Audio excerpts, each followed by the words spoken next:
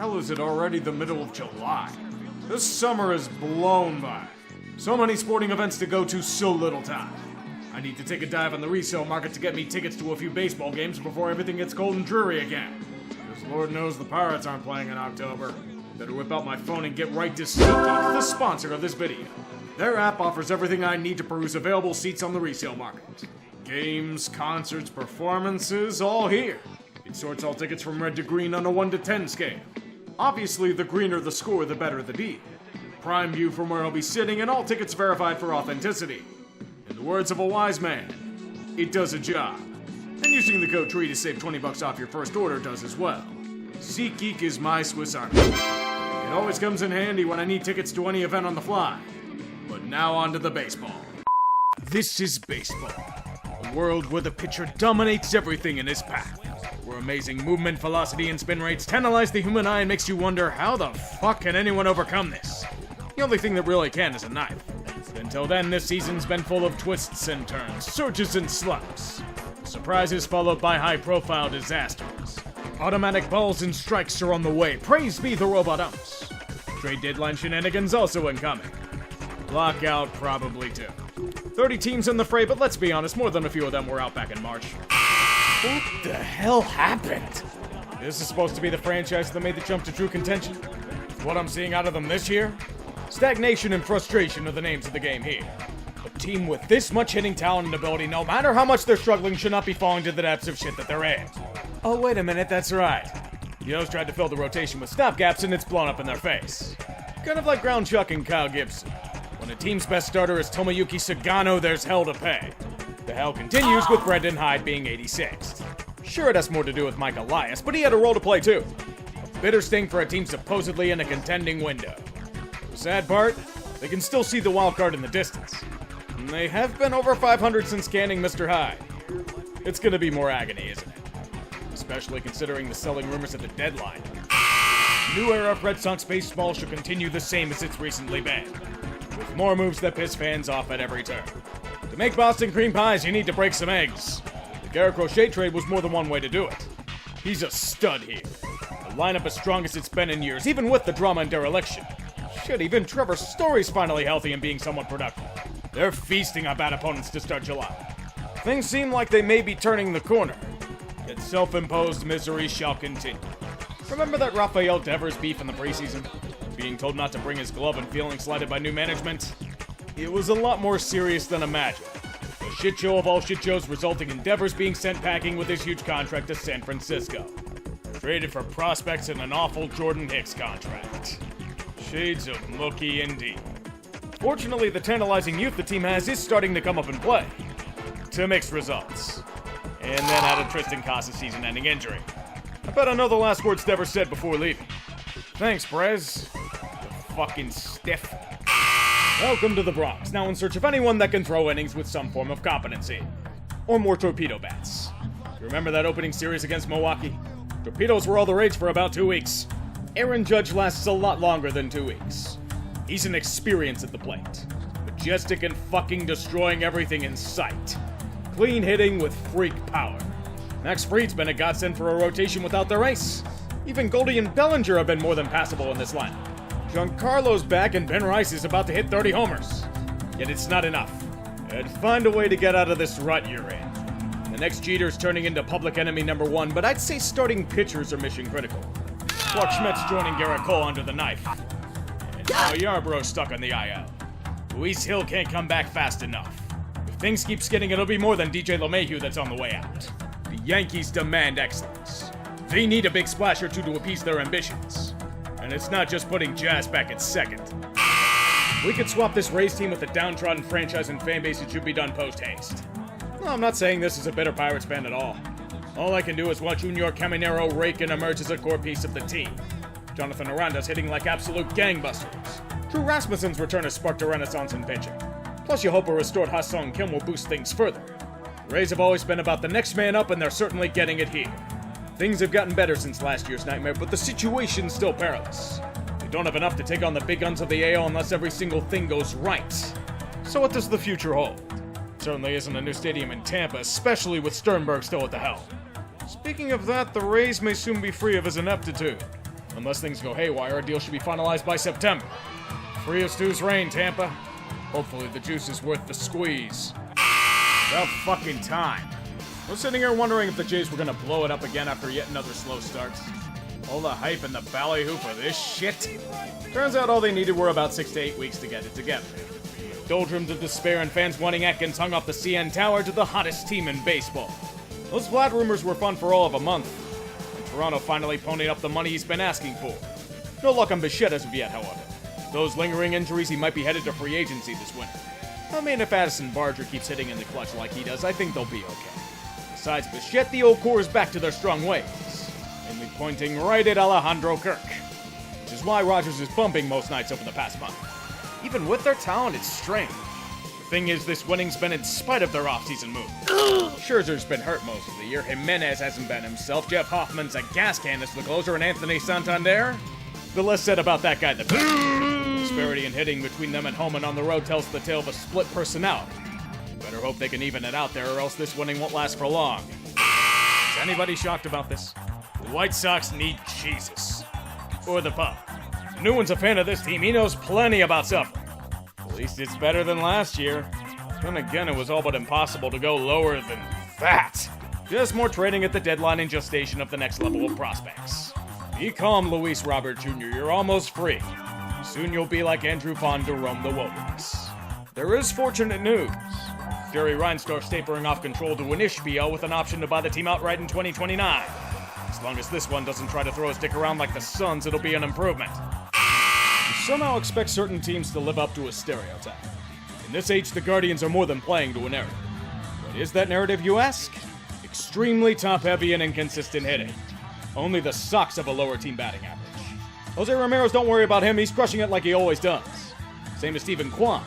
Like a good few teams in the AL Central, they were looking decent at the end of May. They fall apart near completely with a 10-game losing streak at the end of June. A lot of it has to do with the lack of depth in the lineup.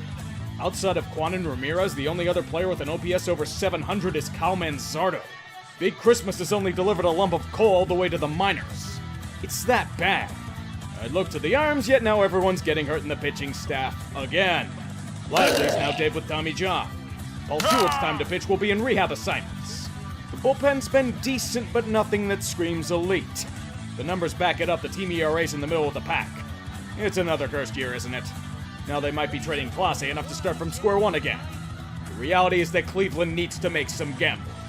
Lay down the parlay on some hitters at the deadline and go ham on the first pitch. Little too on the nose? Turns out last year's miracle run wasn't a miracle after all. It was a rise to their current standard. You figured the AL Central was going to be a mosh pit? The Tigers took that shit personally. Mr. I must be smiling above us right now. Detroit's the juggernaut he always envisioned them to be. Riley Green went from a damn good player to a superstar anchoring the franchise. Spencer Torkelson's found fire in his last chance. He's locked in and hitting the dingers they've expected him to. Tarek Skubal's got himself on the mound. He somehow got even better than his Cy Young form. And Javi Baez. Javi's hitting like it's 2016 again, while playing center field. Did the Tigers activate debug mode? It's the only explanation I have. Detroit's morphed from Cinderella man to contender. We have some guy named Dylan Dingler performing well as the Tigers dominate. Jason Foley might be out for the damn season, but it doesn't matter. Out of the ashes of Alavila. Thank the Lord. Trials and tribulations of a franchise trying to maintain playoff form. Kansas City's in a better place than the final date in more years, but they're still lacking. Definitely not in pitching, at least. They've been very, very solid. Chorus of arms in perfect unison. And this is without Cole Reagans being anywhere near himself. Now, ideally, it'd result in playoff contention, but reality is sub-500 malaise. Especially after that disaster of a June, there are far more questions than answers. So, is anyone gonna hit on this team besides Bobby Witt, Michael Garcia, and Pasquantino? Jack Caglianone's made his glorious debut. By glorious, I mean completely overmatched and needing more work. Salvi Perez has been a legend of the team, but his best days are behind him. It might be time to make him a full-time DH. Power outage is real in KC. The only thing more lost than their bats is the future of their new stadium. Are you gonna ever pick a site? Or put a number on the public funding needed? Some things really do tend to stay the same. Take last year's collapse and then merely add onto it with even more pain and misery. Especially with that June, getting their asses kicked on the regular like they did. Undid the 13-game winning streak they were on just weeks earlier. For every Byron Buxton rejuvenation with true health, Royce Lewis and Carlos Correa aren't anything close to peak form. Top prospects like Luke Keeschall start out strong and go down to injury on a Kyle Hendricks pitch. Jorge Alcala and his ERA of 8s were shipped off to Boston. Bailey Ober can't even be relied upon. He's not just out of form, he's on the IL. Pablo Lopez is hurt long-term too. The elite bullpen can only do so much. The only deadline acquisition? An entire bucket of baseballs. Maybe the Polacks can claim their team is good like that ballyhooed market offer for their franchise. Sometimes I wonder if this is karmic retribution for how they kept teasing Oakland for all these years. On the surface, the team's going through growing pains. Just pay attention to Jacob Wilson and the acrobatic feats of Denzel Clark. Besides them, All-Star Rooker and Butler, there isn't much else. Team pitching, it's a catastrophe. Team ERA near 5.5 doesn't inspire much good in the world. Then came the collapse. What a collapse it was. Sorry, boys, the season isn't yours to cherish. You'll have to suffice as roadkill for the time being. That might be a mercy kill considering their current digs. Now they get to experience life as a vagabond. John Fisher obviously learned nothing from the Oilers' experiment in Memphis 30 years ago. The city isn't supporting a franchise that's going to be gone in a few years. The players themselves are pissed that they have to play in a minor league ballpark. The biggest signing in A's history is openly ripping their digs? It honestly might be as much of a disaster as their season's been. Although I do look forward to more press conferences and 5 Points Toolshed. Every time I think the Astros are going to start their inevitable decline, they make me eat shit. Losing more core pieces, I said. They have injuries and players out of position, I said. But look at them now. The June surge was very, very real. It's not Detroit Tigers levels of suffocating their division, but it's still a very sizable lead. A pinnacle of hitting in the majors. Yes, a team batting average of .260 is considered to be the best of the best in 2025. Jeremy Pena's a lot better than that, fortunately. Same goes for the emergence of Cam Smith. Altuve may not be ideal on left, but with a team this strong, that could be fixed with a trade or two. We're sending Jose back to second since Brendan Rodgers is on the shelf. Just send out Hunter Brown to pitch. Dude's destroying worlds on the mound. Maybe throw in Josh Hader back to elite form to close out the job. To be fair, anyone in that bullpen can do it. Especially Brian Abreu. If Lance McCullers back, things are looking quite rosy in H-Town. Until Yordan suffered another setback in his recovery. He's gonna be out for a while longer. Ain't that a kick in the balls? The red-headed stepchild of baseball. A team that sits in the cuck chair as his wife takes endless BBC for her OnlyFans. Worse, Anthony Rendon's the one recording the whole ordeal.